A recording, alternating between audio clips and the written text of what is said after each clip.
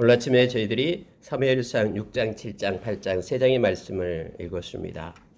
이제 블레셋에게 빼앗겼던 하나님의 언약궤가 베스메스를 통해서 이스라엘 땅으로 들어오는 내용이 6장에 기록이 되어 있습니다. 근데 베스메스 사람들이 신기하게 다시 언약궤 안을 들여다보죠. 하나님은 동일하게 그들에게도 하나님께서 책망하시고 심판하셨음을 성경은 말해주고 있습니다. 7장에 가면은 이제 베스메스 사람들이 하나님의 그러한 심판을 받고 많은 사람들이 죽게 됐거든요. 하나님의 언약궤를 구경거리로 여겼기 때문에 그렇습니다. 그래서 자기들 땅에 둘 수 없다고 기럇 여아림께 이렇게 소식을 전합니다. 그랬더니 기럇 여아림의 사람들이 와서 하나님의 언약궤를 가지고 갑니다. 20년 동안 그곳에 두었다라고 성경은 기록하고 있음을 보게 됩니다. 7장에 가서는 성경에서 이제 블레셋 사람들과 이스라엘 백성이 전쟁을 하는 장면이 또 나옵니다. 그때 미스바에 모여서 하나님 앞에 회개하고 기도하고 있을 때 블레셋 사람들이 쳐들어온 내용이 나오죠. 그때 하나님께서는 블레셋 사람들을 무찔러 주시죠. 큰 우박을 떨어뜨려 가지고 그 전쟁에 승리를 주셨음을 성경 우리로 말합니다. 이제 여러분 참 세상은 이상합니다. 사무엘이 그렇게 하나님을 잘 섬기고 하나님 앞에 기도자로 섰는데 이상하게 그 사무엘의 아들들은 그 아버지를 따라가지 못한다라고 성경 말하고 있습니다. 탐심으로 인하여 왜곡되게 뇌물을 받고 재판을 하고 하는 일이 나타납니다. 이것이 계기가 돼가지고 이스라엘 백성들이 이제 사무엘에게 와서 말합니다. 우리에게도 왕을 주십시오. 다른 나라처럼 왕의 제도가 있었으면 좋겠습니다라고 요구를 합니다. 그때 사무엘이 하나님 앞에 이걸 가지고 엎드려 기도하고 하나님께서는 그들의 요구대로 왕의 제도를 설명하고 그대로 허락하라라고 말씀을 하죠. 근데 하나님께서는 그렇게 허락하면서 이제 내일 새벽에 보면 말씀이 나옵니다만은 하나님의 진짜 마음을 말하고 있습니다. 오늘 우리가 읽는 가운데에서도 그들이 왕된 나를 버렸다라고 얘기합니다. 내가 그들을 통치하고 간섭하고 다스리는 것을 그들은 원치 않는다 하면서 이제 그러나 그들의 뜻대로 왕을 세워라라고 사무엘에게 말하는 장면까지가 바로 8장에 나오고 있습니다. 여러분 몇 가지를 좀 더 구체적으로 묵상하고요. 기도하는 시간을 갖도록 하겠습니다. 여러분 이제 6장에 보니까 블레셋 땅에 이 하나님의 그 언약궤가 가 있는 지가 7달이 되었습니다. 완전 블레셋 땅은 그 아모리 족속이거든요. 아모리 족속의 그 땅에 5개의 큰 성읍이 있었는데 그 곳곳마다 다 하나님께서 홀로 초토화를 시켜버립니다. 특히 독종이 나게 하고 그 독종이 곧 쥐의 형상으로 이게 나타나고 쥐에 의해서 전염병으로 나타났다라는 것을 말씀을 통해서 우리가 좀 보게 되죠. 그래서 흑사병이었을 것이다라고 추측을 합니다. 하나님께서 하나님의 방법으로 사람의 손을 그렇게 의지하지 않고 하나님께서 7달 동안 그곳에 블레셋 지역을 갖다 하나님께서 재앙을 내리고 하나님이 그들을 심판하는 장면이 나옵니다. 그래서 그들이 방백들이 이제 회의를 하는 거예요. 우리가 어떻게 하면 될까? 도저히 하나님의 언약궤를 이곳에 둘 수가 없다. 이건 전리품이 아니다. 빨리 이것을 보내야 된다라고 얘기할 때 막 복술가들을 불러서 말합니다. 그런데 그들이 한결같이 하는 얘기가 그대로 보내면 안 된다라는 거예요. 배상을 해서 보내야 된다라는 거죠. 우리가 하나님의 언약궤를 가져왔기 때문에 배상을 해야 된다. 이 배상의 모습이 바로 속건제라는 뜻입니다. 그들이 그 성경에 나오는 모세 율법을 통해서 받았던 5가지 제사 중에 속건제를 얘기하고 있는 것이 아니에요. 여기서는 속건제라는 의미는 배상을 해야 된다라는 의미로 쓰이고 있는 것입니다. 그들이 모세 율법을 순종했겠습니까? 그래서 여호와의 이스라엘의 신 여호와를 달래야 된다 하면서 금으로 2가지 걸 이제 제안을 하죠. 독종 모양의 금 5을 만들고 쥐 형상의 금 5을 만들어. 그들은 그들의 생각이에요. 그렇게 해서 그걸 금으로 만들어 가지고 이걸 이제 제물로 해서 제안을 합니다. 베스메스로 가는 그런 암소를 2마리를 택해 가지고 한 번도 멍에를 매지 않고요. 그리고 젖이 나고 있는 새끼가 있는 소를 택해라라고 그렇게 얘기합니다. 그래가지고 새 수레를 만들고요. 멍에를 매보지 아니한 젖나는 두 마리의 소를 끌어다가 수레를 메웁니다. 송아지는 집에서 떼어놓고요. 그러고 나서 그 석권제 제물을 거기다 싣고 이제 보내는 거예요. 그 뒤는 따라갑니다. 그러면서 그들은 하나의 제안을 합니다. 그 제안은 어떤 제안을 하냐면은 바로 9절이에요. 보고 있다가 만일 괴가 그 본 지역길로 올라가서 벳세메스로 가면 이 큰 재앙은 그가 우리에게 내린 것이요. 즉 하나님께서 이 큰 재앙을 우리에게 내린 것이요. 그렇지 아니하면 우리를 친 것이 그의 손이 아니요 우연히 당한 것인 줄을 알리라 하면서 그들은 이제 뒤에 따라가면서 보는 거예요. 벳세메스로 가는 두 암소가 정말로 똑바로 가고 있는지. 그들은 지금 새끼를 떼어놨잖아요. 그리고 그들은 한 번도 멍에를 매보지 않은 그런 소였잖아요. 그러니까 이것은 그들이 본능적으로는 도저히 갈 수 없는 그런 상태인 거죠. 뒤에 새끼들이 울고 있고 그리고 한 번도 멍에를 매지 않았던 소이기 때문에 막 펄쩍펄쩍 뛰면서 야단날 거예요. 그렇지만은 이것이 하나님께로부터 온 것이다라는 것을 하나님께서는 그들에게 보여줍니다. 언제나 하나님께서는 하나님이 행하심에 대해서 나타내십니다. 그들이 보고 있으니까는 이 소가 그대로 올라가는 거예요. 근데 놀라운 것은 성경에 그렇게 묘사되고 있죠. 소가 눈물을 흘리더라라고 성경은 말해주고 있습니다. 12절에 보니까 그렇게 되어 있습니다. 암소가 벳세메스 길로 바로 향하여 대로로 가며 갈 때에 울고 좌우로 치우치지 아니하였고 블레셋 방백들은 벳세메스 경계선까지 따라가니라 라고 말하고 있습니다. 수레를 끄는 소는 젖을 먹는 새끼가 딸린 젖소였습니다. 따라서 본능상 그 소는 이스라엘 땅으로 곧장 올라가지 아니하고 새끼가 있는 블레셋 땅으로 향해야지만이 맞는 것이죠. 이것은 하나님께서 이걸 통해서요 동물의 본능까지도 지배하는 그런 여호와의 하나님이 위해서 블레셋 땅에 재앙이 임했다라는 것을 그들에게 나타내주고 있는 것이에요. 그럼에도 불구하고요 그들은 다음에 또 블레셋 이 사람들이 이스라엘을 또 쳐들어옵니다. 20년 후에요. 세상들은 가끔씩 때로는 놀라우신 하나님의 능력을 그들이 삶을 통해서 보기도 합니다. 그러나 그들은 믿지 않습니다. 하나님을 의지하지 않습니다. 그리고 하나님을 다시 또 대항해서 그들은 싸우려고 하는 것이죠. 여러분 요한계시록에 보면은 마지막 때에 하나님을 대항하는 그 악한 세력의 무리들을 보게 됩니다. 그들은 수없이 하나님께서 그렇게 재앙을 내리고 했음에도 불구하고요. 하나님께로 돌아오지 않습니다. 오히려 더 세력을 규합해서 마지막 전쟁을 준비하고요. 그래서 하나님을 대항하는 사건들로 연결이 되어 있음을 보게 됩니다. 자, 여러분 하나님께서는 어떤 동물의 본능까지도 하나님은 통치하시고 간섭하십니다. 물론 모든 하나님께서 지으신 피조물은 하나님의 말씀에 순종을 하게 되어 있습니다. 바람뿐만 아니라 모든 돌멩이까지 모든 것들이 하나님의 명령에 의해서 움직임을 우리는 너무나 잘 압니다. 우리 주님이 복음서에서 또 그렇게 말씀하셨고요. 우리는 어디까지 우리가 하나님을 의지하고 믿어야 되냐 그러면요. 말씀이 말하고 있는 내용들은 우리가 철저히 믿어야 됩니다. 우리 이성의 잣대로 그것을 저울질하고 또 우리가 본능을 따라서 행하는 것으로 말씀 위에 놓아서는 안 된다라는 걸 말씀을 통해서 우리가 기억하기를 원합니다. 하나님이 하시고자 하면 어떠한 일이든지 하나님의 하심을 우리가 기억하기를 원합니다. 여러분 이렇게 해서요. 이제 벳세메스로 올라갑니다. 벳세메스 사람들이 여호와의 언약궤가 들어오는 걸 보고 너무나 기뻐했습니다. 그들은 지금 밭에 가서 일하고 있는 때였죠.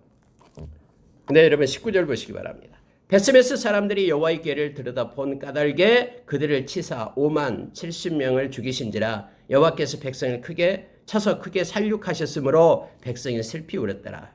물론 여기에 이제 5만의 가루를 쳐놔가지고 70명 어떤 사본에는 5만이 들어있는데 아마 그래서 가루를 쳐서 나타내기도 합니다.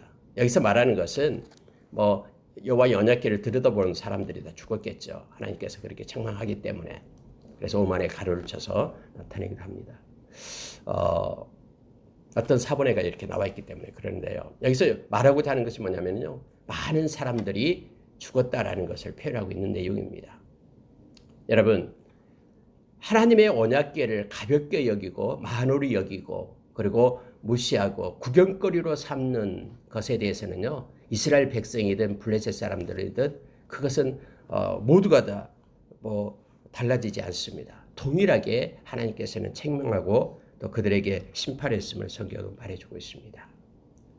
하나님을 믿는 백성들이 특히 하나님을 높이지 않고 이렇게 마음 중심으로부터 하나님을 향하여 찬양과 경배를 드리지 않고 홀대하고 무시하고 그럴 때 오히려 하나님은 그것 때문에 너무너무 마음 아파하고 너무 싫어하죠. 내 백성이 나를 버렸다. 등 뒤로 던졌다. 마음으로부터 지웠다. 완악한 마음을 가진 자들이다. 라고 우리 주님께서는 말씀을 통해서 우리에게 계속해서 말하죠. 아니 다른 사람이 뭐라고 얘기할 때는 뭐 다른 사람이니까. 그런데 자기 가족이 자기 아들이 자기 아버지를 갖다가 이렇게 무시하고 멸시한다 그러면은 그 아버지가 얼마나 힘들고 마음이 아프겠습니까? 오늘날 하나님을 믿는 하나님의 백성들은요, 하나님을 높이고 경배해야 됩니다.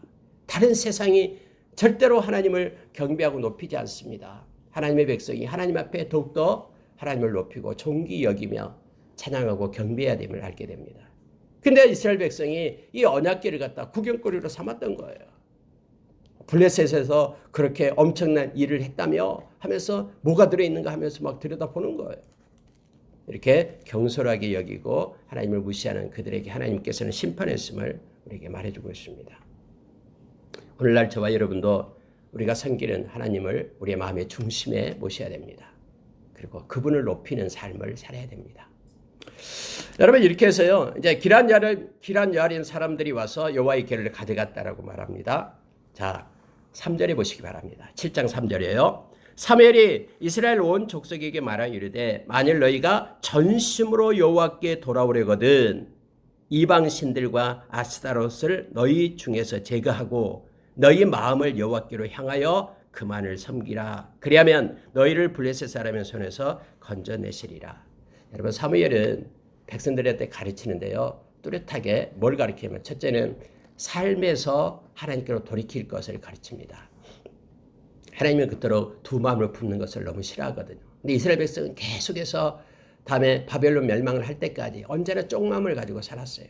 한쪽에는 하나님을 섬기고요. 한쪽에는 세상의 풍조를 따라가고요. 근데 하나님은 이것을 너무너무 싫어하죠. 다시 말하면 삶 가운데서 하나님이 그렇게 싫어하는 그런 우상을 제거할 것을 요청합니다. 아스타롯을 제거하고 이방 신들을 제거하는, 특히 아스타롯이 나와요. 아스타롯은 바알과 더불어서 풍요의 신을 나타내고 있죠. 근데 음란한 제전이 있었어요. 아스타롯은 산 가운데 이러한 음란한 것들을 제거해라라고 말하고 있습니다. 그러니까 한쪽으로는 뭐 산당 같은 데서 이런 제전에 참여하면서 한쪽은 또 하나님 앞에 와서 예배드리고 이런 것을 멈춰라라는 거예요. 하나님은 온전한 마음을 원하신다라고 지금 가르치고 있는 것입니다. 그리고 다음에는 이제 마음의 중심을 이제 말하고 있는 것이죠. 삶 가운데 하나님이 가증스럽게 여긴 거, 하나님이 싫어하는 것을 제거하고, 당연하죠. 하나님께로 돌아오려는 사람이 하나님이 싫어하는 것을 붙잡고 와서는 안 되잖아요. 하나님께 돌아온다라는 것은 하나님을 살아가고 하나님만을 섬기겠다고 작정한 사람들이다요. 그럴 때는 삶 가운데 하나님이 싫어하는 것들은 잘라내야 됨을 성경은 말합니다. 그리고 온전한 마음으로 마음의 중심을 하나님께 모두어 하나님께로 나아갈 것을 요청합니다. 그리고 중요한 것은 그만 섬기라. 하나님만을 섬기라라고 말하고 있습니다. 다른 거 섬기는 것이 아니라 하나님만을 섬길 것을 말해주고 있습니다. 성경에 보면은 하나님께서는 늘 우리에게 인간과 관계 속에서 남편이라고 표현을 합니다. 또 아버지와 자식에서 아버지로 나타내고 있음을 보게 됩니다. 그래서 남편이 자기 아내를 사랑하듯 아내가 다른 남자에게 속하지 않고 그 남편만을 사랑하듯 이러한 관계를 성경은 요청하고 있고요. 만약에 그렇지 않을 때는 질투하시는 하나님이라고 성경은 표현해주고 있음을 보게 됩니다. 근데 세상은 점점요 하나님께서 싫어하는 그런 쪽으로 막 가고 있습니다. 특히 음란한 관계 쪽으로 막 세상들이 흘러가고 있죠. 하나님의 말씀을 붙잡지 않을 때는 세상의 풍조에 우리가 떠밀려서 가게 됨을 알게 됩니다. 그래서 여러분 이스라엘 백성이요 그들이 이제는 하나님만을 섬기겠다고 작정한 거예요. 그러니까 계속해서 이 아모리 족속인 그런 블레셋의 그런 핍박이 있었다라는 걸 알게 됩니다. 그리고 나서 그들이 미스바에 모이게 됩니다. 여러분 6절 한번 보십시오. 7장 6절이요. 그들이 미스바에 모여 물을 길어 여호와 앞에 붓고 그날 종일 금식하고 거기에서 이르되 우리가 여호와께 범죄하였나이다 하니라. 사무엘이 미스바에서 이스라엘 자손을 다스리니라 이렇게 되어 있죠. 물을 길러서 여호와 앞에 부었다라는 것은 회개를 나타내는 상징적인 표현입니다. 물을 부어가지고 물을 여호와 앞에서 우리가 깨끗게 되기를 원합니다. 정결하게 되기를 원합니다 하면서 하나님께로 회개의 운동이 미스바에서 있었음을 성경은 말해주고 있습니다. 그런데 여러분 이제 백성들이 미스바에 모였다라고 얘기하니까 블레셋 사람들이 옳지 잘됐다라는 거예요. 그들이 모여 있는데 우리가 올라가서 그들을 치자라고 얘기합니다. 막 그들의 방백들이 이스라엘을 치려고 막 올라옵니다. 그런데 여러분 미스바에 모여 있던 하나님의 백성들이 두려워하기 시작해요. 너무너무 두려워했다라는 거예요. 그러면서 사무엘에게 말합니다. 당신은 우리를 위하여 기도해 주십시오 라고 말합니다. 사무엘이 하나님 앞에 예배를 드리죠. 그리고 기도하기 시작합니다. 여러분 성경에 보면은 이스라엘 백성이 1년에 남자들이 3번씩 하나님의 전에 올라와서 일주일간씩 그 축제에 참여해야 되죠. 그게 바로 유월절, 무교절과 연결되는 거예요. 그리고 맥추절, 그리고 다음에 수장절, 장막절이라고 얘기하는 이 세 절기는 반드시 올라와야 된다고 얘기합니다. 근데 하나님께서는 이렇게 올라올 때에 그럼 남자들이 다 와서 하나님께 예배드리면 누가 변방의 그 적들을 누가 지키냐라고 말할 때 하나님은 말씀해 주었죠. 내가 지킨다. 하나님께서 하나님이 지키신다라고 약속한 거예요. 그래서 여러분 이러한 축제 기간에 올라올 때에요. 하나님이 그들에게 장막을 치시고 하나님이 보호해 주시고 지켜주심을 성경에 약속해 주었거든요. 그들이 모여서 지금 하나님 앞에 회개하고 하나님 앞으로 돌아오고 있는 이때에 하나님은 당신의 백성을 지키심을 성경 우리에게 말해줍니다. 막 블레셋과 싸워서 이기기 위해서 그런 하나님의 언약궤를 들고 전쟁터에 나갈 때는 그들이 다 졌죠. 죽었죠. 3만 명이라는 사람이 살육을 당하고요. 그러나 그들이 회개하고 돌아올 때 하나님을 의지하고 나올 때 하나님께서는 하나님의 백성을 지키셨음을 성경은 우리로 하여금 목도하게 합니다. 여러분 하나님은 말씀하시고 하나님께 회개하고 돌아오는 사람을요. 절대로 하나님은 보호하시고 붙드심을 성경에 말해주고 있죠. 오늘 여러분 말씀 가운데 이렇게 성경은 기록되어 있습니다. 자, 9절 하반절에 보니까요. 이스라엘을 위하여 여호와께 부르짖음에 여호와께서 응답하셨더라. 사무엘이 번제를 드릴 때에 블레셋 사람이 이스라엘과 싸우려고 가까이 오매 하나님께 예배하고 있는데 그들이 싸우기 위하여 가까이 온다라고 얘기합니다. 이게 하나님께 예배하고 있을 때에 그들이 통째로 이스라엘 백성을 갖다 다 죽이겠다라고 얘기하죠. 근데 여러분 성경은요 이렇게 말합니다. 그날에 그들이 가까울 때 그날에 여호와께서 블레셋 사람에게 큰 우레를 발하여 그들을 어지럽게 하시니 그들이 이스라엘 앞에 패한지라 이렇게 되어 있습니다. 회개하고 돌아온 하나님의 백성을 하나님께서는 절대 보호하십니다. 그리고 그들을 지키십니다. 하나님께서는 우리에게 신명기서에서 약속해 줬죠. 너희들이 회개하고 돌아올 때에 나의 손이 거기서부터 나의 손이 너희를 인도할 것이다. 끌어낼 것이다. 너희들이 하늘가에 있다 할지라도 거기서부터 내가 너희를 인도할 것이다. 바다 건너에 있다 할지라도 내가 인도하겠다라고 하나님이 약속하셨습니다. 하나님 앞에 회개하고 돌아올 때는요. 모든 것이 멈추게 됩니다. 그리고 하나님이 그때부터 인도하시고 하나님이 이끄심을 우리는 기억해야 됩니다. 블레셋 백성이 아무리 이런 기회를 엿보고 그렇게 올라왔다 해도요. 하나님은 그들에게 하나님의 방법으로 어지럽게 하며 큰 우레를 통해서 그들을 쳤음을 보게 됩니다. 심지어 그 전쟁에서요. 이스라엘 백성이 엄청난 승리를 거둡니다. 빼앗겼던 그런 성들도 다 되찾았다라고 성경은 말하고 있습니다. 그래서 여기서 나온 것이 뭐냐면은 에베네셀이에요. 에베네셀의 하나님, 여기까지 하나님이 도우셨다라고 말할 때 에베네셀을 쓰죠. 우리가 기도할 때도 저도 이 단어를 좋아합니다. 에베네셀의 하나님, 지금까지 우리를 인도하신 하나님. 이 말은 나의 인생 끝날 때까지 지금까지 하셨던 것처럼 우리를 도우시고 이끄실 그 하나님을 우리가 기억하며 찬양할 때 에베네셀의 하나님이라고 말합니다. 하나님은 하나님의 백성을 버리지 않습니다. 히브리서 13장 5절의 말씀처럼 절대로 하나님은 우리를 떠나지 않습니다. 우리가 하나님을 의지하고 하나님께 모든 것 맡길 때 하나님께서는 우리를 도우시며 인도하십니다. 우리 인생 마칠 때 뒤돌아보면서 에베레센 하나님 감사합니다. 나의 영혼을 받으십시오. 라고 하나님께 고백하며 하나님의 나라에 입성하는 저와 여러분 되기를 원합니다. 여러분 8장으로 내려가면요. 이제 사무엘이 늙음에라고 말하는데 뭐 사무엘의 나이에 대해서는 나와 있지 않습니다. 근데 그렇게 많은 나이는 아니었을 것이다. 엘리처럼 막 98세 이렇게 되지는 않았을 것이다라고 추측을 합니다. 그런데 어쨌든 나이가 들었다라는 거예요. 그러면 아들들이 이제 나타납니다. 두 명의 아들이 있는데요. 요엘이 있고 아비야가 있습니다. 그들이 사사가 되었다라고 말합니다. 그런데 3절 보십시오. 그의 아들들이 자기 아버지의 행위를 따르지 아니하고 이익을 따라 뇌물을 받고 판결을 굳게 하니라라고 그들의 모습을 한 절로 표현하고 있습니다. 우리는 때로는 이렇게 말합니다. 자녀들이 좀 뭐 망나니 짓을 하고 그러면 좀 그 아버지가 부모가 왜 저랬을까라고 말합니다만은 우리는 다음에 이제 성경을 보면 알겠습니다만은 아버지하고 또 자녀는 또 다릅니다. 이것 때문에 아버지를 갖다가 탓하고 막 그러는 경우도 있습니다만은 악한 왕 밑에 또 선한 왕이 나타나고요. 선한 왕 밑에 또 악한 자녀들이 나타나고 이것들이 계속해서 그 세상의 역사 속에 반복되고 있음을 보게 됩니다.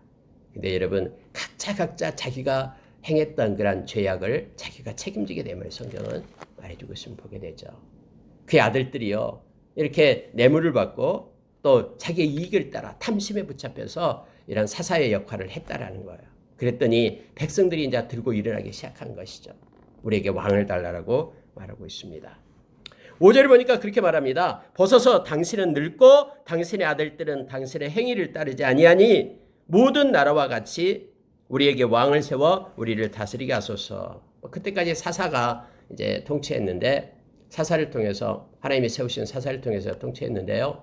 그들에게도 다른 나라처럼 왕을 달라고 얘기를 하는 거예요. 그럼 일사불란하게 뭔가 적을 막을 수 있고 막 이렇다라고 하면서 왕을 달라고 얘기합니다. 여러분 슬픈 그런 얘기가 8장 7절에 나오고 있습니다. 한번 보십시오. 여호와께서 사무엘에게 이르시되 백성이 내게 한 말을 다 들으라. 이는 그들이 너를 버림이 아니요 나를 버려 자기들의 왕이 되지 못하게 함이니라. 하나님께서는 신정 통치였죠. 하나님이 직접 하나님의 사사를 세워서 하나님의 영으로 인하여 그들을 통해서 하나님이 백성들에게 말씀을 전하고 통치했는데 이제는 그들이 하나님의 말씀을 듣지 않고 이제 왕을 세우겠다고 얘기하니까 하나님께서 말씀하신 것이 너를 버림이 아니다. 나를 버려 자기들의 왕이 되지 못하게 한다라고 말합니다. 아까 우리가 찬양할 때 우리 임금 예수를 찬양했죠. 여러분 이 세상에 비록 우리가 살고 있지만은 예수 그리스도가 우리의 왕이십니다. 이 예수님이 왕 되심을 우리가 마음 가운데 인정해야 됩니다. 그래서 우리의 마음의 왕자에 예수님이 계셔서 그분의 통치와 간섭을 우리가 받기를 소원해야 됩니다.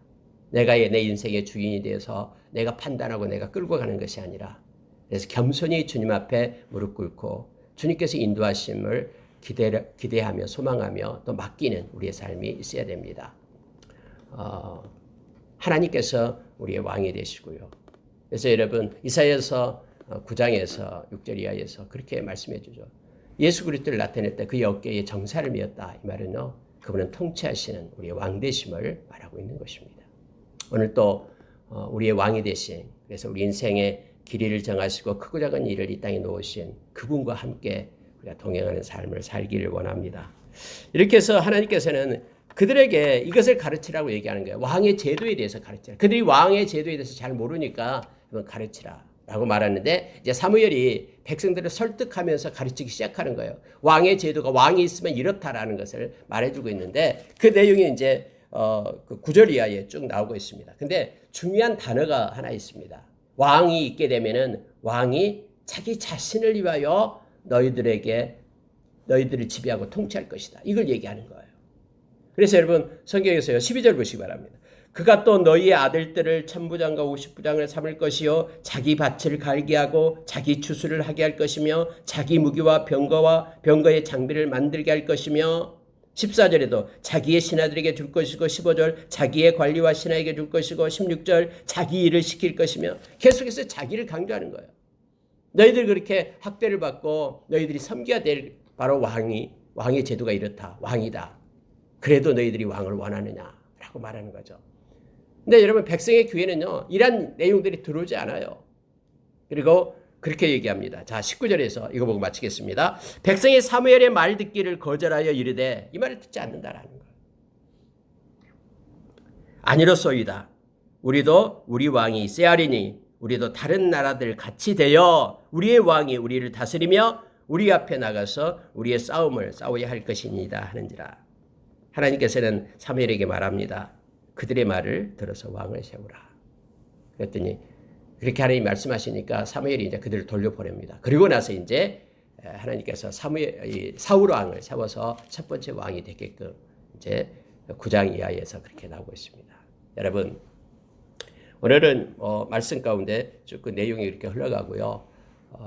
좀 빨리 끝내겠습니다. 그런데 중요한 게 있는데요. 우리의 마음에 우리 주님이 왕이 되어야 된다라는 걸 기억하시기 바랍니다. 만약에 우리가 왕을 하나님이 아닌 다른 것을 세우게 되면요, 하나님이 나의 왕이 되지 않는다면 우리는 그 하나님께서 가증스럽게 여기는 그것이 우리의 왕이 되어 우리를 끌고 갑니다. 그래서 여러분, 우리가 마태복음 6장 24절에서 예수님 그렇게 말씀했죠. 두 주인을 섬길 수 없다. 이 주인은 왕을 얘기합니다. 근데 그 하나의 왕이 바로 탐심, 만몬이죠. 만몬이 우리의 인생을 끌고 가요. 모든 판단과 모든 주장을 이 경제적인 가치로 바꿔서 우리의 삶을 끌고 가게끔 그렇게 합니다. 그러나 예수 그리스도를 우리의 왕으로 삼고 하나님의 마음과 뜻을 가지고 우리가 행하게 될 때 그 모든 것들로부터 우리는 자유하며 또 하나님께 맡기기 때문에 하나님이 책임지고 인도하심을 우리가 압니다. 그래서 평생 우리의 왕 되신 예수 그리스도 그분을께 드리고 그분께 순종하는 삶을 살아가는 저와 여러분 되기를 원합니다. 오늘 하루도 우리 하나님께 영광 돌리는 하루가 되기를 원합니다. 기도하겠습니다.